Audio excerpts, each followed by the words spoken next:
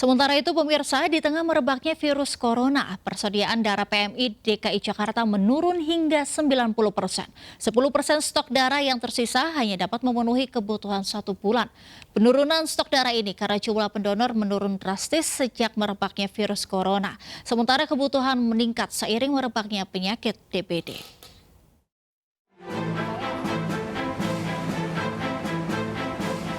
Di tengah penyebaran virus corona, masyarakat dihadapkan dengan ancaman merebaknya penyakit demam berdarah. Penanganan penyakit DBD pun bakal mendapat kendala seiring menurunnya persediaan darah di PMI Jakarta. Selain pasien DBD, masih terdapat kebutuhan darah oleh pasien-pasien lain.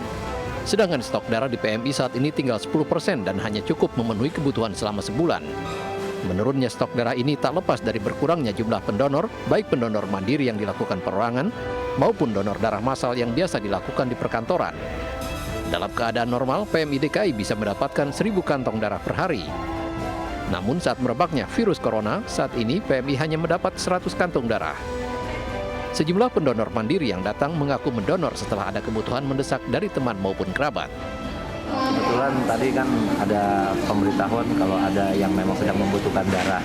Udah sekalian saya bilang nggak apa-apa. Oh itu.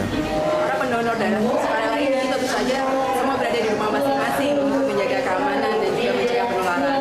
Tetapi dampaknya pada perolehan darah kami saat ini jadi menurun 90%. Jadi sekitar hanya 100 orang pendonor darah sukarela yang datang ke gedung PMI DKI Jakarta. PMI meminta kepada masyarakat untuk tidak takut mendonorkan darahnya di kantor PMI Jakarta karena seluruh pengunjung akan diperiksa kesehatannya mulai dari suhu tubuh hingga wajib membersihkan tangan menggunakan hand sanitizer.